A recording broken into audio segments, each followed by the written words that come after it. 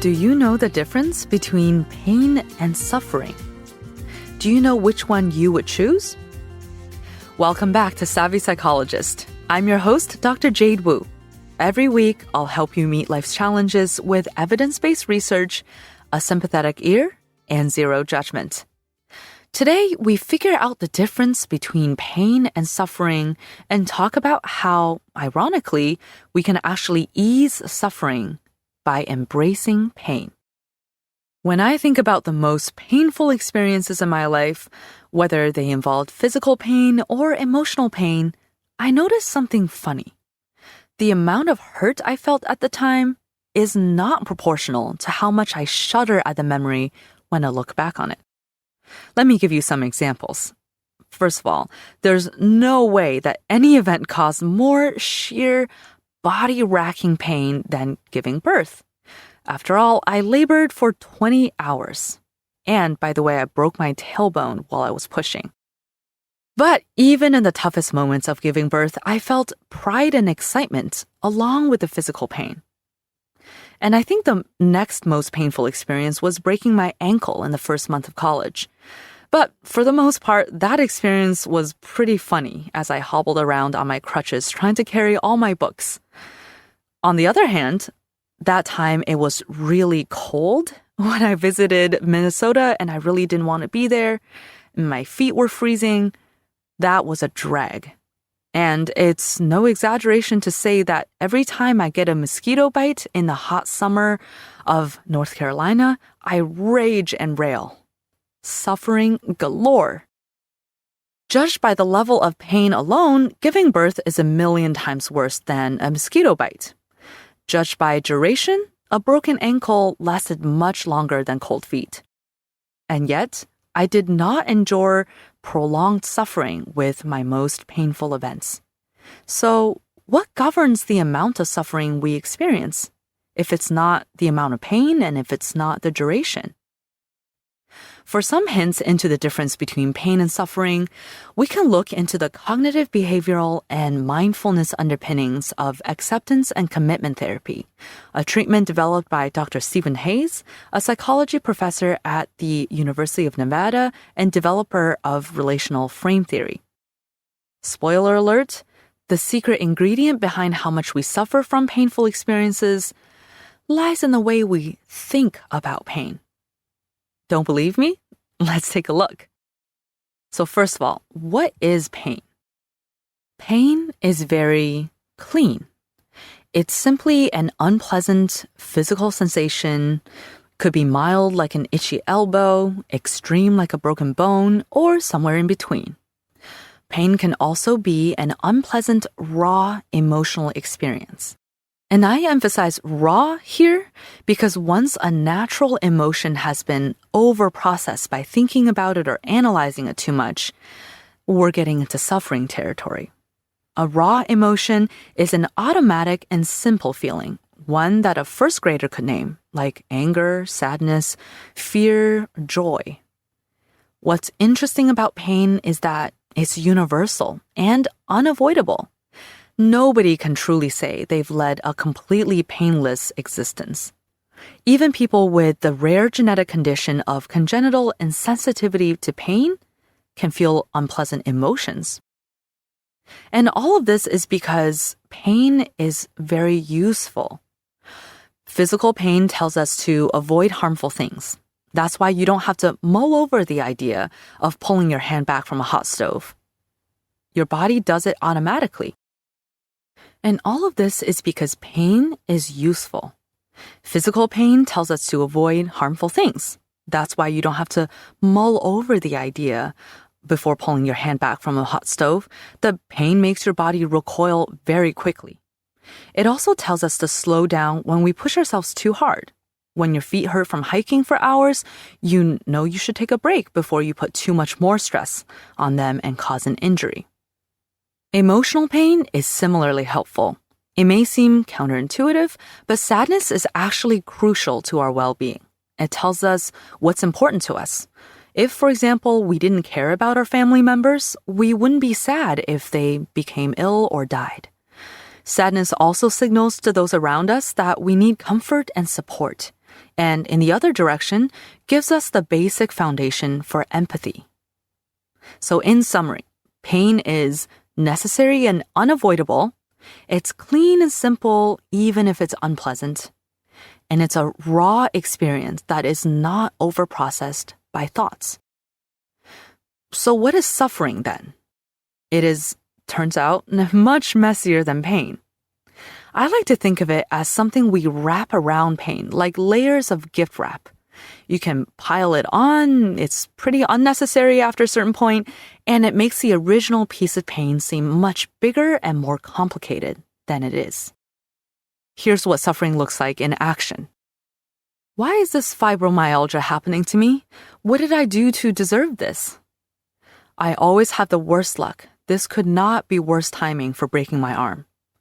I hate this cramping so much. When will it ever end? These migraines are never going to go away and I just can't take it anymore.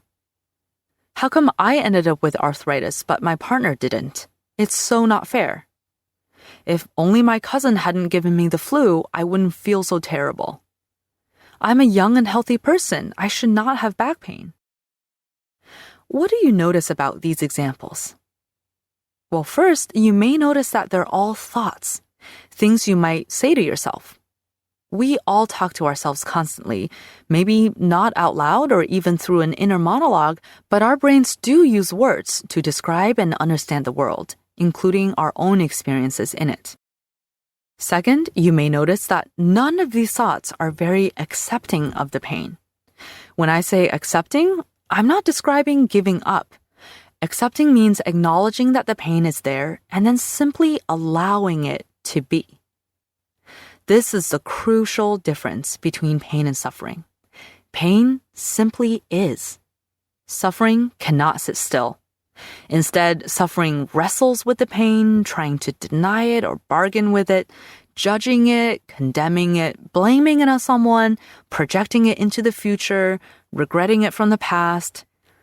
By doing all this, suffering holds a magnifying glass up to our pain, not only making it bigger, but making it the center of your experience. Notice that none of the song and dance suffering does around your pain actually diminishes the pain. Just because you keep telling yourself that you shouldn't be feeling this bad doesn't mean you'll feel better. In fact, these shoulds tend to make you feel worse because now you've added layers of frustration, confusion, and indignation, all unnecessary layers of gift wrap to the original piece of pain. These complications apply to emotional pain and suffering too. Tell me if any of these sound familiar. My stupid anxiety makes me so miserable. What's wrong with me? What if I never get over this breakup? I can't handle loneliness forever. I'm weak for feeling like this. Other people have it even worse than me. I wasted all those years being a screw-up and it's too late to turn the boat around now. These thoughts take painful but clean emotions and turn them into nagging stories that weigh us down. When you judge an emotion like fear with, "What's wrong with me?" what could simply be anxiety is now anxiety plus shame. Your judgment of your fear and anxiety creates an invisible sign that you always wear around your neck that says, "I'm an anxious freak." When you judge sadness as a weakness, grief becomes grief plus guilt plus pressure to act happy even when that happiness is not an authentic emotion. And when you time travel, projecting your heartbreak into the future, you're forced to carry your current heartbreak plus your potential and hypothetical heartbreak into the future in the pit of your stomach at the same time. No wonder suffering feels so much heavier than pain. All right, well, at this point, it's clear that suffering sucks. It's heavier and messier than pain, and it's totally unnecessary. So, how do we get rid of it? Step number 1. Take a deep breath and let go of the idea that we can get rid of any experience we have.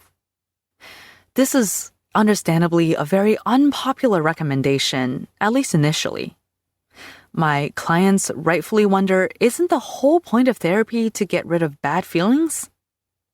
Well, when was the last time you shooed away pain, or won a tug of war with anxiety, or banished sadness for good? Our thoughts and emotions are real. We will never wrestle or hide them away, and the more we try, the harder they come back, clamoring for attention. So instead of trying to struggle against suffering, let's first accept that you are suffering. Let go of the goal to get rid of suffering. Turn your attention to what's wrapped up inside, and that's the pain. And that's step number 2, which is to fully experience the pain and sit with it non-judgmentally. And that means allowing yourself to fully experience the pain, whether it's physical or emotional, and simply being with it without any distractions. Let your mind explore the sensations and emotions with curiosity. If you find your mind judging the experience, like, this is unfair, this is miserable, I hate this, that's okay.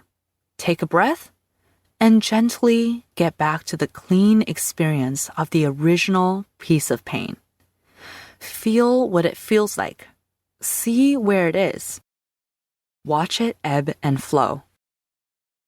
Now, of course, if you are acutely injured or ill, get yourself medical attention. You can deal with the difference between pain and suffering later once you get past any crisis moments. The point of this exercise is not to pretend that pain feels good or is meaningless. Listen to what your body needs. It might need an ambulance if you have a broken bone, or it might need a change in position if you're feeling cramped, or simply a moment of non-judgmental stillness. And while you're sitting with your pain, it's time to recognize the stories your mind tells you about the pain.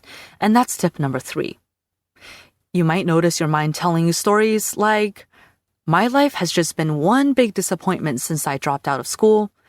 There's nothing I can do without getting laid off, so why even bother? I have to keep my anxiety under control or I'll fall apart. Nobody wants to be with someone who's depressed, so why even try dating? In each of these examples, you can insert almost any unpleasant experience, sensation, or emotion to replace the specific examples I gave. Notice how these stories make pain the center of your identity, as if it determines who you are or what your life means. Catch these stories as your brain tells them to you and then call them out for what they are. They're simply stories, and you don't actually have to believe them or even spend time with them or follow their lead. Simply call them for what they are and let them be. And then step number 4, get back to allowing the pain. So now that you're catching your brain telling you stories, you don't have to feel bad about them or get rid of them. Remember, there's no getting rid of painful experiences or thoughts. It's enough to have noticed them. And once you have noticed them, gently turn your attention back to the original pure pain and spend a little more time there. Breathe into the pain and say, it's okay that you're there. I accept you. Now, doing this will not get rid of your pain. Don't be disappointed if you try these steps and your bruised knee hurts even more or your heart feels even more broken about a loss. That's certainly possible. The point isn't to avoid pain. Remember, pain is unavoidable. The point is to notice and let go of suffering. In other words, it's time to gently peel back the layers of worry, regret, indignation, complaint, and unhelpful storytelling, and get back to the simple, clean pain inside. There, you will find truth and clarity. Thank you so much for listening. You can find me on Facebook and Twitter. I'm at JadeWooPhD and at QDT Savvy Psych. If you'd like psychology tips delivered straight to your inbox, subscribe to the Savvy Psychology newsletter. You can also make sure you don't miss an episode by subscribing wherever you listen.